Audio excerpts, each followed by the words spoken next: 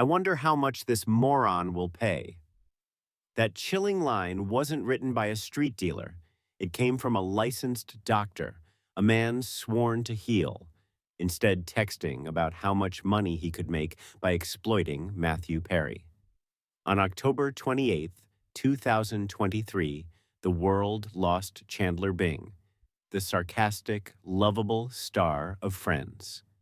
The official cause of death, the acute effects of ketamine, but the investigation that followed exposed a dark conspiracy of doctors, drug dealers, and Perry's own assistant, all driven by pure greed. This is the untold story of how Mathew Perry's fight for sobriety was twisted into profit, and how his final words became a tragic echo of his lifelong struggle. Mathew Langford Perry was born in 1969. To millions, he'll forever be Chandler Bing, delivering one-liners in a Manhattan apartment with 5 friends and a coffee shop. For 10 years, Friends dominated television, making Perry one of the most recognizable actors of his generation. But behind the laugh track was a man haunted by addiction. Perry started drinking in his teens, and by his mid-20s, alcohol had taken over.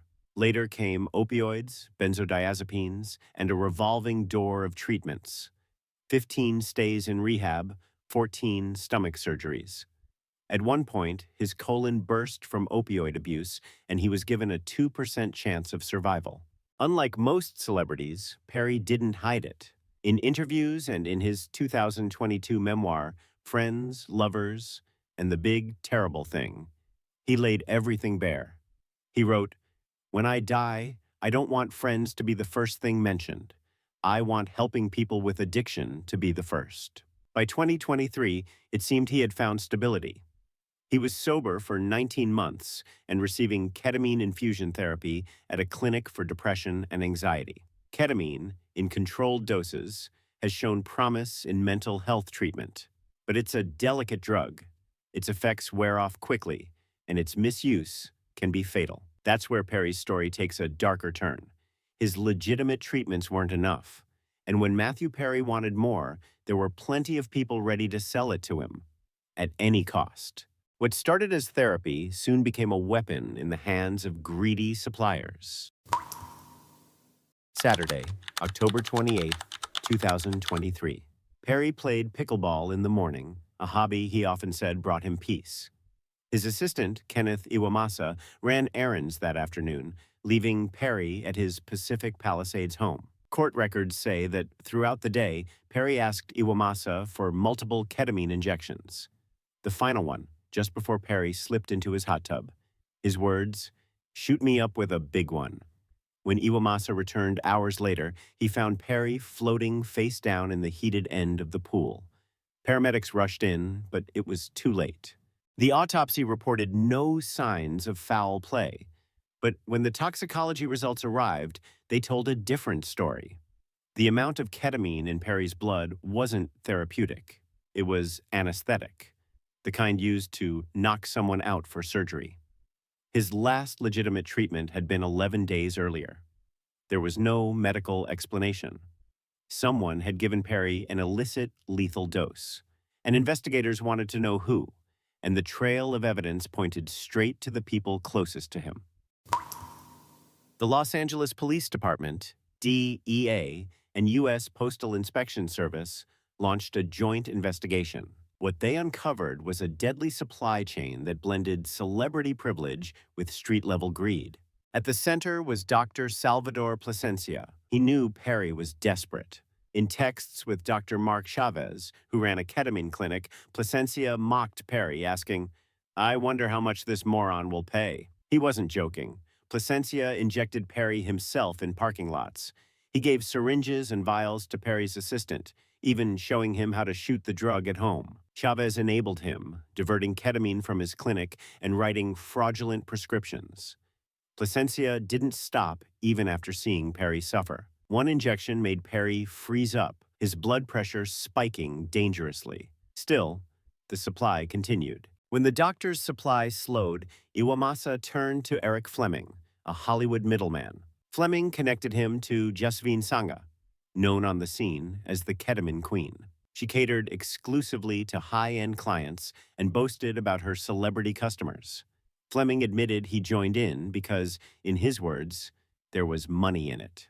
He delivered about 50 vials of Sanga's ketamine to Iwamasa in cash deals. When police raided Sanga's North Hollywood home, they found 80 vials of ketamine plus cocaine, meth, and drug paraphernalia. Even more disturbing, she had already been linked to another ketamine death back in 2019 and had Googled, "Can ketamine be listed as a cause of death?" Meanwhile, Iwamasa admitted that in the days before Perry's death, he injected him 6 to 8 times per day. After Perry died, Sanga texted Fleming, "Delete all of our messages."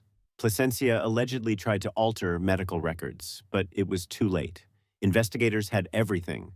The conspiracy had faces, and soon those faces were in court.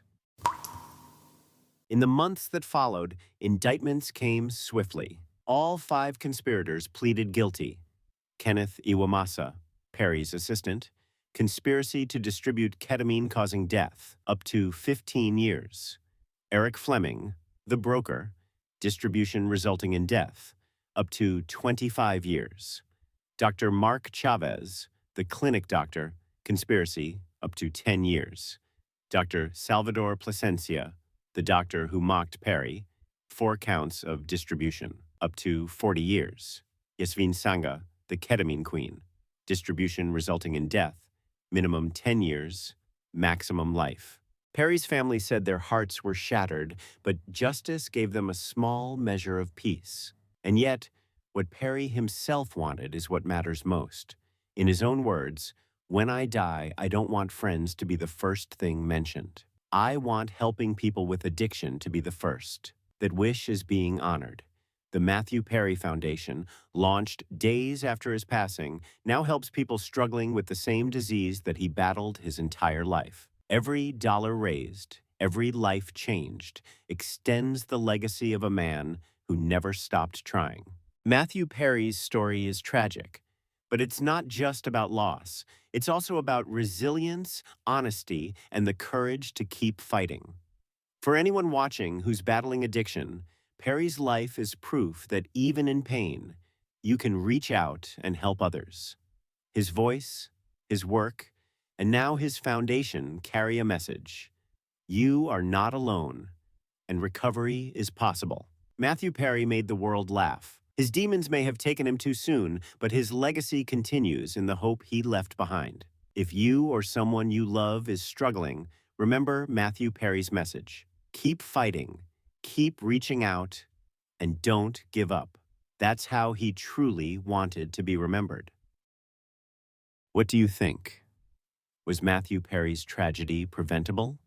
And how do you think he should be remembered? Share your thoughts below. And if this story touched you, subscribe for more true crime stories where legacies live on beyond the tragedy.